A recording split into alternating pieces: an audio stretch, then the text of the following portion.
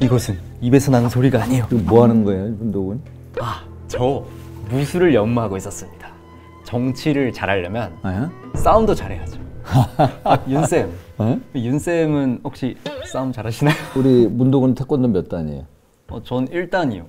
저도 일단 학기도는 몇 단? 저 학기도는 없는데요. 저 학기도 5단. 5단이요? 명예 5단. 명예 5단이요? 그런데 윤쌤, 오늘 뭐 골프 치러 가시나 봐요. 저는 골프를 안 해요. 왜요? 시간이 아까워가지고 골프 칠 그 시간에 사람들 만나고 일하고 또 운동하면은 축구나 배드민턴, 수영 이런 걸 해요. 골프는 안 해요. 나이스. 윤쌤, 저번에 제가 서울시장 그 선거 앞두고 토론을 좀 봤는데 상대 후보를 이렇게 좀 깎아내리는 그런 장면들을 제가 많이 봤어요. 많이 봤어요. 그럼 왜 도대체 그렇게까지 해야 되는 이유가 있나요? 정치 선거는 일단 이기는 게 목적이잖아요. 선거에서 승리를 하기 위해서 상대방하고의 차별성을 통해서 나를 찍어달라고 요청하는 거잖아요. 일단은 보통은 그럴 거예요. 이 후보들이 깎아내리면 나한테 표가 많이 온다, 이런 생각을 가지고 그렇게 이제 상대를 비난하고 결점에 대해서 공격을 하는 거예요. 그게 맞는 방법일까요? 상대를 깎아내리는 게? 가장 중요한 것은 유권자, 국민들의 동의 여부예요. 국민분들이 판단하시는 거예요. 유권자들이 저 후보를 보고 매너나 싸우는 모습이 저건 아니야. 좀 더 점잖게, 좀 부드러운 언어로 상대의 약점을 공격을 해야지 무식한 언어로 화를 내면서 한다. 이건 또 아니잖아요. 그래서 그런 문제에 대해서는 결국 유권자들의 몫이에요. 굳이 안 싸우고 선거에서 이길 수 있는 방법은 없는 건가요? 물론 선거 자체가 싸우는 거예요. 선거의 속성은 싸우는 건데 유권자들이 이해하게끔 잘 싸우냐의 문제일 것 같아요. 저도 만약에 선거에 나갔다, 상대 후보하고 표 차이가 많이 난다. 네. 그러면 우선 넘기죠. 그러나 막상막하 게임이다. 네. 그러면은 싸울 수도 있겠죠. 어떤 식으로 좀? 예를 들어서 싸운다라는 게 이제 상대의 약점이라든지 결점을 하는 게 제가 공격을 할 수도 있는 거예요. 네. 근데 그 공격의 주체가 반드시 나라는 건 없어요. 나는 오히려 후보자로서 좋은 이미지를 보여주고, 뭐 예를 들어서 선대위원장, 선거대책위원장이 공격을 한다든지 이런 식의 방법도 있어요. 문도군이 어느 시장 후보 토론을 봤어요. 서로 싸우는 것만 보였어. 네. 근데 그 두 분들이 하는 거에 대해서 다 알겠어요?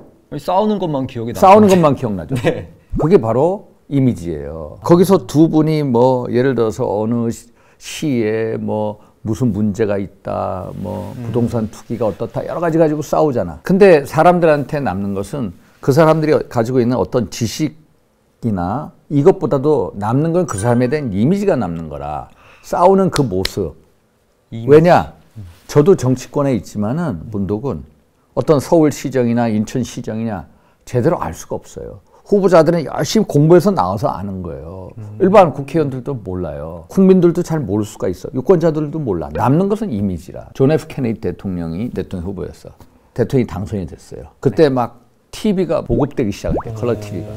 컬러 TV로 본 사람들은 존 F 케네디가 이긴다라고 본 거라. 근데 라디오로 들은 사람들은 전부 다 리처드 닉슨, 공화당 후보가 대통령이 된다고 한 거예요. 왜 그런지 아세요? TV로 보면서 느끼는 거는 그 사람의 어떤 지식뿐만 아니라 그 사람들의 언어라든지 어떤 매너라든지 예의라든지 품격이라 이런 걸 보는 거라. 근데 라디오로 들은 사람들은 그걸 못 보잖아요. 그렇죠. 라디오 들은 사람은 그냥 지식, 누가 말 잘하나, 누가 지식 있나 이것만 본 거라. 훨씬 지식이 많은 것은 누구였냐? 닉슨 후보였어요. 그런데 대통령은 케네디가 됐어요. 결국 뭐냐? 지금은 이미지 시대고 어떤 TV 토론이 대통령 후보 당락에 영향을 미치냐? 우리가 여론조사를 해봤어요. 여론조사 해봤더니 5%도 안 돼요. TV 토론을 보고 내가 대통령 후보의 결정을 바꿨다. 네. 후보 선택을 바꿨다 하는 것은 5%도 안 돼요. 그래서 TV에 나가서 막 싸우고 네. 저는 개인적으로 그것보다는 오히려 좀 더 매너 있는 모습을 보여주는 게 훨씬 더 자기 투표 전략에 도움이 될 거다. 이런 생각을 가지고 있어요. 역시 윤쌤 고수시네요. 그래요? 고수.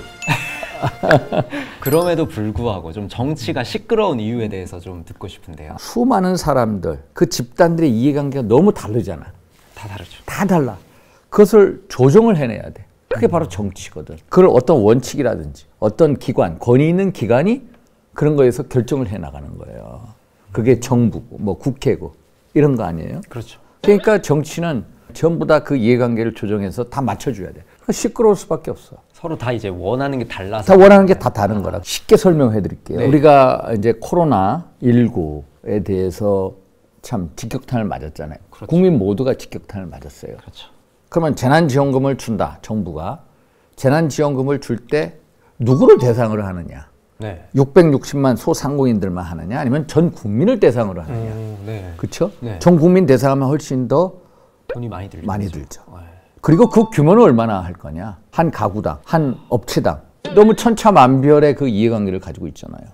그럼 정부에서 돈이 없어요. 돈이 없어. 그러면은 요번에는 예를 들어서 한 소득 하위 뭐 70% 구간에 있는 분들만 주자. 이렇게. 그러면 여당에서 아니 무슨 소리냐? 100% 전부 다 주자. 이럴 수 나올 수 있는 거 아니에요. 그럴 수 그렇죠. 네. 그러니까 정부하고도 여당하고도 막 싸울 수 있는 거예요. 집권하는 정부 여당에서는 좀 더 많이 손쉽을 쓰고 싶어 할 거 아니에요. 손쉽을 쓰고 하려면 어떻게 돼요? 돈이 있어야죠. 많이 들잖아요, 돈이. 그럼 우리가 재난지원금 때문에 계속 1차, 2차, 3차, 4차, 5차, 6차 계속 가. 그러면 돈이 없어. 빚을 내야 돼요. 빚을 내. 국가 빚을 내야 돼요. 그게 국가 채무예요. 국채를 발행을 해. 국가 채권을 발행해가지고, 그럼 채권을 발행하면 어때? 빚이 늘어나는 거야. 채무가. 우리가 GDP라는 게 국민이 생산한 총 생산을 GDP라고 해요. GDP 대비 국가 채무의 적정 부채 규모는 얼마냐? GDP 대비 40%라고 정했어요. 그러면 예를 들어서 우리나라의 1년간 GDP가 얼마냐? 한 1조 7천억 달러? 한 1,900조 된다고 쳐요. 네. 그 정도 될 거예요. 네. 1,900조. 그러면은 거기서 GDP 대비 40%를 넘으면 안 된다 우리가 정치권이 생각을 했어요. 근데 코로나19로 인해서 너무 직격탄을 많이 받았어. 그러니까 국가 채무가 자꾸 올라가는 거예요. 지금 950조 넘어가. 그럼 어떻게 돼? GDP 대비 규모가 40%가 지금 48%까지 넘어가죠. 네, 넘어가죠. 그럼 국가 빚을 누가 갚아요? 그러면은 문두곤이 갚아야 돼. 그럼 나중에 제가 다 갚아야 되는 나중에 거예요? 후세가 갚아야 돼요. 국가 빚을 갚아야 될 대상이 누구냐? 주체는 누구냐? 문두곤 같은 젊은 세대가 빚을 갚아야 돼. 그러면은 지금 당장 빚을 내는 거에 대해서 또 반대하는 당이 있을 수가 있어요. 그렇죠. 그렇죠. 네. 그러면 서로 당에 따라서 입장이 다 다른 거라. 그렇죠. 또 정부 여당하고 달라. 다르죠. 그러면 야, 이 빚 규모를 어느 정도 할 거냐에 대해서 국민적인 합의가 있어야 돼. 국민적 합의가 없어. 네. 없는 상황에서 정부 야당을 쓰려고 그러고 그러면 야당은 야, 국가 채무가 많아지니까 이것은 후세의 빚이야. 함부로 쓰지 마. 이런 식으로 반대하는 거라.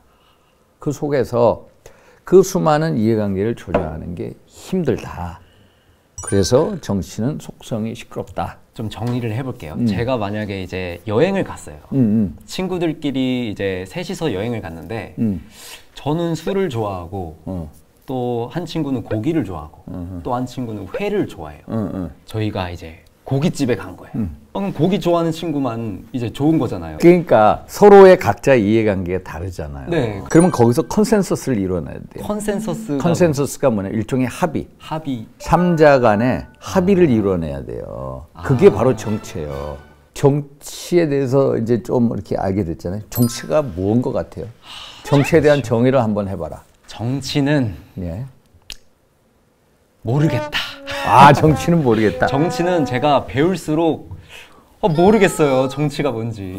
그러니까 예전에 정치인들, 김대중 대통령은 야, 정치란 무엇입니까? 했더니 한마디로 흙탕물 속에 피는 연꽃이다. 그러니까 흙탕물 같이 막 싸우다가도 마지막에 연꽃이 피어난다는 거야. 결국 이해관계를 다 조정하다가 결국에는 승복이 되고 그 속에서 하나의 그 이해관계인들의 공통의 선을 향해 지향을 하잖아. 네. 그게 바로 정치다.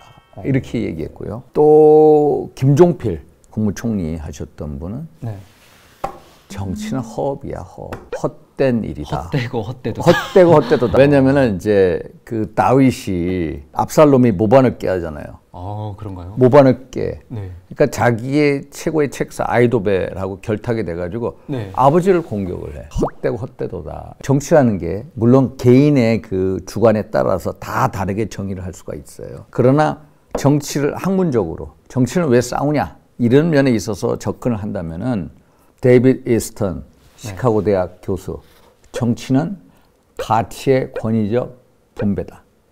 좀 어려운 말이 어려워요. 그러니까 영어로 하면 더 어려워. Authoritative allocation of values.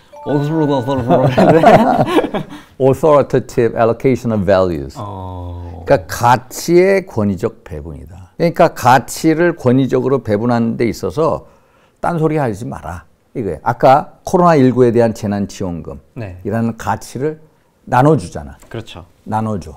나눠주는 데 있어서 뭐예요? 그 이해관계인들, 이해 당사자들, 이해 집단이 승복을 해야 돼. 그렇죠. 승복을 해야 돼. 그렇죠? 그 가치를 다 분배를 해주잖아. 그걸 권위적인 기관이 해주잖아. 정부가 하죠. 권위가 있어서. 권위가 있죠. 가치의 권위적 배분이 정치다.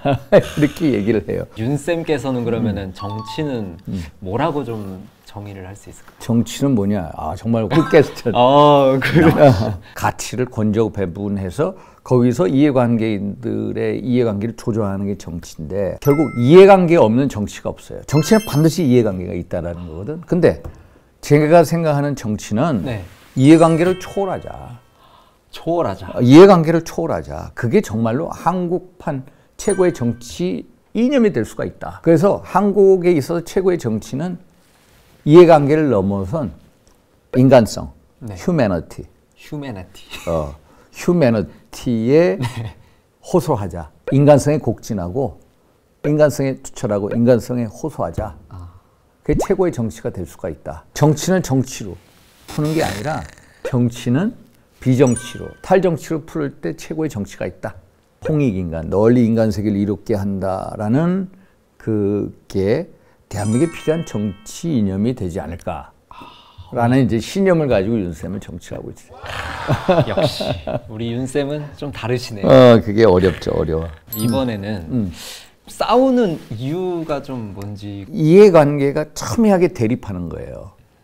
그러니까 정당이라는 건 뭐예요? 권력 장악을 위해서 한쪽에서 하는 어떤 법안에 대해서 반대한다, 찬성한다. 첨예하게 이해관계가 대립할 때 싸우는 거예요. 격한 싸움이 일어나는 거예요. 물론 선진화법 이후에 싸움이 줄었다 하더라도 지금도 싸울 수가 있는 거예요. 예를 들어서 이 의석수가 많은 정당. 결국 의석수 싸움이잖아요. 국회 300석에서 의석수가 많은 정당이 자기들 뜻대로 어떤 법안을 밀어붙여. 그럼 반대해. 그러면 투표행위로 안 돼. 그럼 투표행위를 못하게끔 막잖아. 막아. 정말로 이게 그 속에서 이제 싸움이 일어나는데 공수처라는 법안을 가지고 한번 여야가 되게 다툰 적이 있어요. 왜 다투죠? 고위공직자 비리 수사처예요. 뭐 하는 공수처. 그러니까 고위공직자, 대통령, 뭐 국회의원, 고급 공무원, 높은 분들, 판사, 검사 뭐 한 7천 명 가량 될 거예요. 이 공수처를 만들자고 한 데서는 고위공직자 비리 수사처가 필요하다는 거고 반대하는 정당에서는 아니 역대 대통령들 다 고위공직자 비리 수사처가 없어도 검찰만으로도 다 감옥에 보냈지 않았느냐. 왜 이걸 만드냐. 판검사들을 어떤 옥죄기 위한 사법부 장악 의도가 있는 게 아니냐 해가지고 여야가 첨예하게 다툰 거예요. 싸워야 뉴스를 타고 싸워야 언론을 타기 때문에 싸우는 것만 보이는 거라 서로 협조하고 서로 좋은 일 하는 건 안 보이고 그래서 싸우는 것만 보인다. 국회의원분들이 안 싸우고 그러실 수 있도록 좀 혹시 조언해 주실 수 있나요? 그러니까 이게 이제 의석수 싸움이라고 하더라도 그것을 대국민 홍보전, 대국민 설득을 통해서 뭔가 국민을 설득할 수 있는 방법을 찾아야 돼요. 그래서 뭐 삭발도 하고 단식 투쟁도 하고 그런 거예요. 안 싸우려고. 그래서 국민을 설복하고 국민의 동의를 얻는 게 가장 필요하다. 왜냐? 그 안에 있는 그 장에 있는 국회의원들은 다 알아요. 그러나 국민들은 잘 몰라. 그냥 싸우는 거 그냥 싸우고 있다. 그 사실만 보일 뿐이에요. 그래서 정말로 국민들에게 싸우는 이유를 각자 정당이 설득을 시키고 국민들의 동의를 얻는 작업. 그런 각 정당의 몫이에요. 어려운 질문에 이렇게 쉽게 답해 주셔서 정말 감사합니다. 오케이. 알았습니다. 끝낼까요? 정냉이들 짧아. 정냉이들 짧아. 근데 진짜 싸움 잘하시는 것 같아요.